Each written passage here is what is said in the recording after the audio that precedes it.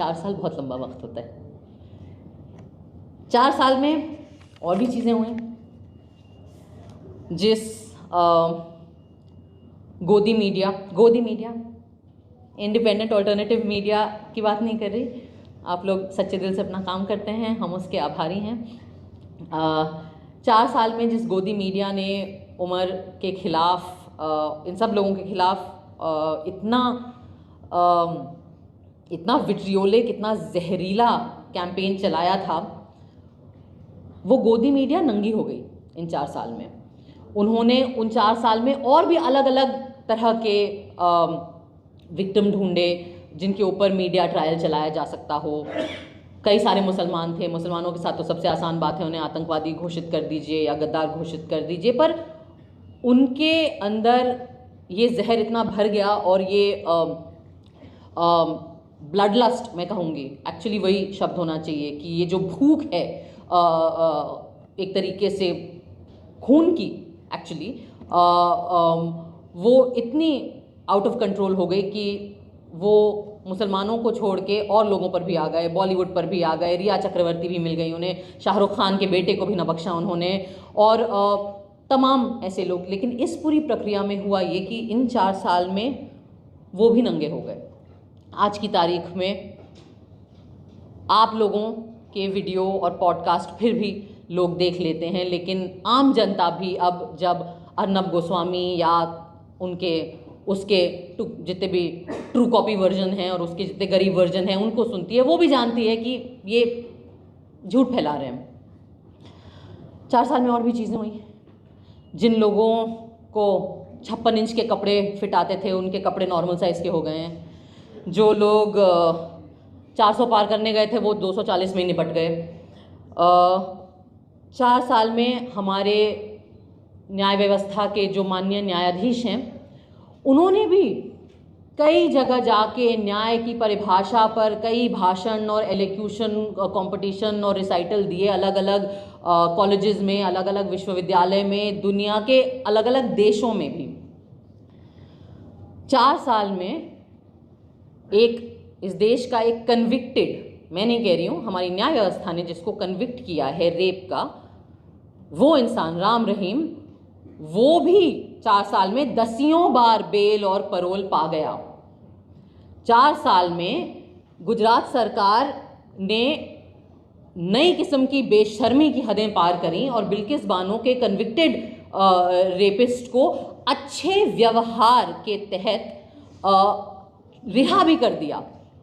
उस पे ज़्यादा चूं भी ना हुई पहले तो, फिर जब आउटरीच बना सोशल मीडिया पे, इंडिपेंडेंट मीडिया में जो एक्टिविस्ट लोग हैं उनके तहत, 4 साल में चलो गिर के सुप्रीम कोर्ट ने उस कन्विक्शन को, उस रिहाई को भी ओवरटर्न करने का टाइम आ गया। लेकिन 4 साल में हमारी न्याय व्यवस्था को इतना वक्त नहीं मिला कि जिन लोगों को,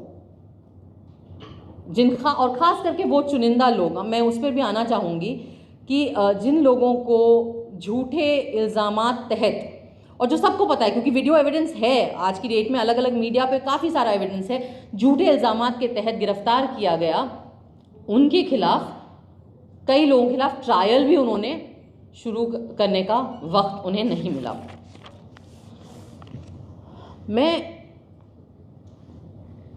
मैं ये आज जो मेरी बातें हैं, मैं वो हमारे देश की न्याय व्यवस्था से इसीलिए करना चाहती हूँ क्योंकि इस रूम में जो लोग हैं वो तो आधे लोग तो परिवार वाले हैं, वो खुद पीड़ित हैं इस नाइंसाफ़ी के। बाकी लोग जो एक्टिविस्ट हैं, उन बेचारों की तो ज़िंदगियाँ गुजर गई आवाज़ उठाते उठाते। पर मैं आज ये सवाल जो है और ये बातचीत एक दूसरे से नहीं, मैं आप लोगों के माध्यम से ये बातचीत हमारी न्याय व्यवस्था से करना चाहती हूँ। हमारे देश में इक्वालिटी बिफोर द लॉ ऐसा माना गया है कि हमारा संविधान हमें ये हक देता है कि इस देश में जो न्याय व्यवस्था है, जो लॉ है, उसके सामने सब लोग बराबर हैं। पर ये बातें सिर्फ ऐसे शब्दों में बोल के अच्छा महसूस कर लेना या ये मोटी मोटी किताबों में इसके ऊपर व्याख्या करना काफ़ी नहीं होता है। इक्वालिटी बिफोर द लॉ का कोई मतलब नहीं है अगर equal treatment before the law नहीं होगा। मैं आज आपसे एक बात शेयर करना चाहती हूँ, आई डोंट नो कितने लोगों को पता होगी। जिस केस में उमर जेल में है अभी, या वन ऑफ द केसेस जिसमें उमर जेल में है अभी, उस केस में कई पिटिशन दाखिल हुए थे, उनमें से 2-3 में मेरा भी नाम था, क्योंकि जिस तरीके से CNRC में उमर अलग अलग जगह पे जा रहा था, हम लोग कई लोग जा रहे थे अलग अलग जगहों पे भाषण देने और बात करने और अपनी राय रखने, हम भी गए, मैं भी गई थी। और मुझे याद है जिस तरीके से सब लोग सोशल मीडिया का इस्तेमाल कर रहे थे, हमने भी किया था। और जिस रात JNU पे अटैक हुआ था, मुझे याद है जनवरी 5 वो रात थी, और 5th या 6th, 5th आई थिंक, है ना। और ऑब्वियसली मैं बम्बई में शूट कर रही थी, मुझे याद। और मेरी माँ JNU में उस वक्त प्रोफेसर थी, अब वो रिटायर हो गई हैं, और मैं ऑब्वियसली बहुत परेशान थी। और मैंने कई ट्वीट करे लोगों को बताते हुए, क्योंकि JNU के स्टूडेंट्स हम लोगों को मैसेजेस कर रहे थे, वीडियोस भेज रहे थे, और मैं वो वीडियोस पोस्ट करके कह रही थी कि JNU में ये हो रहा है, सड़कों पे आइए, आप लोग सड़कों पे आइए, पीसफुल JNU के गेट पे आइए, वहाँ इकट्ठा होइए।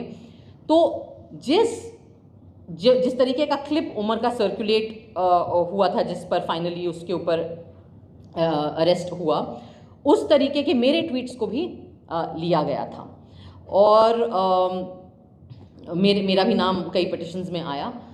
और जैसा कुणाल ने कहा, आई सपोज ये मेरे एक्सीडेंट ऑफ माय बर्थ जिसको कहते हैं, कि इत्तेफाकन मैं हिंदू घर में पैदा हुई, इत्तेफाकन मैं एक सवर्ण परिवार में पैदा हुई, इत्तेफाकन मैं ऐसे परिवार में पैदा हुई जो खुद पढ़ा लिखा था अंग्रेज़ी माध्यम में, इत्तेफाकन मैं अंग्रेज़ी माध्यम में पढ़ी लिखी हूँ और बोल सकती हूँ, और इत्तेफाकन मैं बॉलीवुड में की फिल्मों में काम कर चुकी हूँ। इसलिए शायद जिन लोगों ने उमर को उन्हीं केसेस में, और बाकी साथियों को, मिरन को, अथर को और गुलशफा, बाकी लोगों को उन्हीं केसेस में अरेस्ट किया, उन्हें लगा कि शायद ये ज़्यादा हो जाएगा। आप एक मुसलमान को आतंकवादी बता सकते हो, लेकिन शायद एक Hindu x naval officer, teacher, professor mother की बेटी को आतंकवादी बताना थोड़ा ज़्यादा हो जाएगा, कन्वीनियंट नहीं होगा हमारी मीडिया के लिए। उसमें शायद ऐसा हो सकता है कि आप जो झूठ, जो जहर फैलाते हैं, वो लोग नहीं सॉलो करें बाकी उतनी आसानी से। तो मुझे अक्सर लोग बोलते हैं कि क्यों तुम इतना चपड़ बोलती हो, तुम चुप क्यों नहीं रह सकती हो, तुम्हें अपनी फिल्मों में काम करने में तुम क्यों संतुष्ट नहीं हो, तुम्हें क्या ज़रूरत है कि हर मुद्दे पे, हर ऐसे सामाजिक मुद्दे पे, पॉलिटिकल मुद्दे पे, न्याय के मुद्दे पे तुम अपना मुंह उठा के बात करती हो। और मेरा जवाब हमेशा यही होता है, क्योंकि मैं इसलिए आज आज़ाद घूम रही हूँ, यहाँ पे स्वतंत्र हूँ, अपनी ज़िंदगी जी रही हूँ, अपनी बच्ची की बर्थडे पार्टी मना रही हूँ, बढ़िया शादी करी, मैंने ढोल बजवाए, क्योंकि इत्तेफाकन मुझे एक प्रिविलेज मिल गया मेरी आइडेंटिटी का, और वो जो मेरा प्रिविलेज है वो अब मेरी जिम्मेदारी है कि जिन लोगों को इत्तेफाकन, जिनके नाम मुझसे अलग हैं, या जो मुसलमान नाम हैं, या जो दलित नाम है, या जो माइनॉरिटी के नाम हैं, और उनके ऊपर अगर जुल्म हो, तो मुझे जो चीज़ जो मेरी रक्षा कर रही है, मेरी जिम्मेदारी है कि मैं उस प्रिविलेज के दम पर अपनी आवाज़ उनके लिए उठाऊं।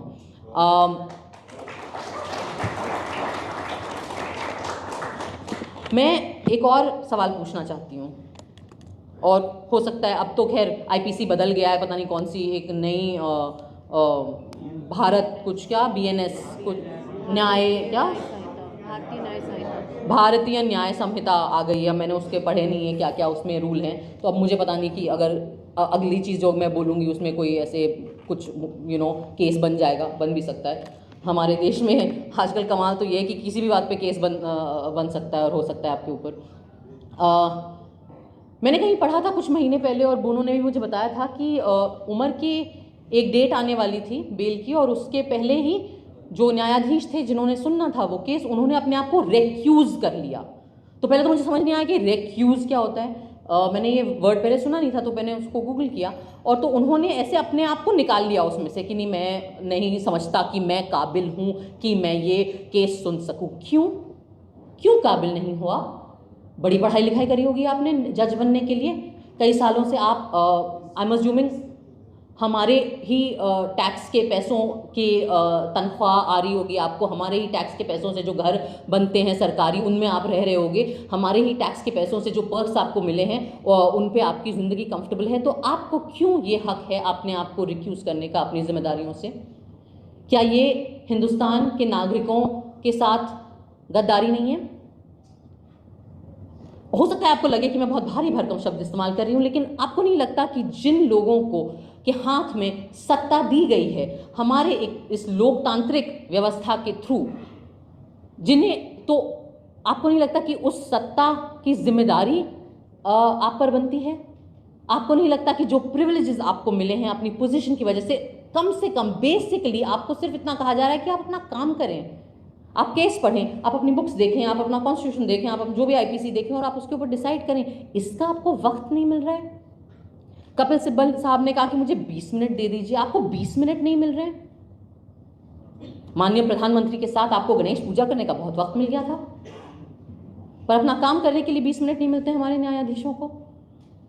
एक जस्टिस थे, शायद उनका नाम बोपन्ना जी था, उन्होंने कहा मुझे 2 मिनट लगेंगे उमर का केस में वर्डिक्ट सुनाने में। बड़ी अच्छी बात है, बड़ा आपने सीना ठोक के दावा कर दिया, तो 2 मिनट नहीं मिले आपको। मैं इसलिए ये सवाल पूछना चाहती हूँ कि अक्सर हम बड़ी आसानी से नेताओं को गालियाँ देते हैं, हम बड़ी आसानी से पुलिस को गाली दे देते हैं, हम बड़ी आसानी से एक दूसरे को गाली देते हैं, लेकिन न्याय व्यवस्था से कोई भी सवाल उठाने में बहुत डर लगता है, क्योंकि कंटेम्प्ट ऑफ कोर्ट हो जाएगा। यहाँ जितने लोग बैठे हैं हम श्योर उन सब पे लग चुका है। कुणाल के ऊपर तो ऑलमोस्ट ये गए थे अंदर, ऑलमोस्ट, फिर बच गए थैंक्स टू इत्तेफाकन accident of birth, surname Kamra इनका। मेरे ऊपर भी लगा था 2 बार कंटेम्प्ट ऑफ कोर्ट, लेकिन वो इतना बेवकूफ़ी भरा एलिगेशन था कि उन्होंने लिया ही नहीं। तो आज मैं पता नहीं, शायद नई आईपीसी में कंटेम्प्ट ऑफ कोर्ट हो ही ना, मैंने देखा नहीं। अपने इग्नोरेंस का मैं फ़ायदा उठा के आज ये सवाल पूछना चाहती हूँ अपने न्याय व्यवस्था से कि क्यों, क्या डर है आपको किस चीज़ का डर है? आम नागरिक को तो जेल का डर होता है, पिटाई का डर होता है, मुसलमान तो कहीं पे भी पिट जाते हैं बेचारे इस देश में, दलित कहीं पे भी पिट जाते हैं इस देश में। हम लोगों को भी डर लग सकता है कि काम नहीं मिलेगा, कॉमेडी के शोज़ नहीं मिलेंगे, फिल्में बंद हो जाएंगी, जिनके बच्चे हैं छोटे छोटे उनको अलग अलग किस्म के डर लगते हैं। आपको क्या डर लगता है? आपके पास तो पूरा तंत्र है, आपके पास तो सारी सरकारी तंत्र है। जब तक आप इन बड़े बड़े सुप्रीम कोर्ट, हाई कोर्ट तक पहुंच जाते हो, आपको 60 साल 50 साल के ऊपर होते होंगे, आपके तो बच्चे भी बड़े हो गए होंगे, अच्छी महंगी कॉलेजेस में आप उन्हें पढ़ाते हैं, बाहर भेजते हैं यूनिवर्सिटीज़ में, वो भी सेटल हो जाते हैं, उनकी शादियाँ हो जाती हैं, उनके भी बच्चे होते हैं। तो इस बुढ़ापे में क्या डर है अब आपको? अब क्या लालच है आपके अंदर? क्या चाहिए आपको? हाँ, क्या ज़रूरत है? गवर्नर पोस्ट चाहिए, राज्यसभा जाना है, इतनी आपके अंदर लालच है कि आप महज आपका काम आपसे करने को हम मांग रहे हैं, वो आपसे नहीं हो रहा है। इस देश का हर नागरिक कुछ चंद माननीय न्यायाधीशों के ईमान पर हमारी जिंदगियां टिकी हुई हैं आज के वक्त में, क्योंकि हर दूसरा इंस्टीट्यूशन अपना काम नहीं कर रहा है। हरतोष सर ने बात करी दूसरी सरकारों की, उन्होंने अपना काम नहीं किया।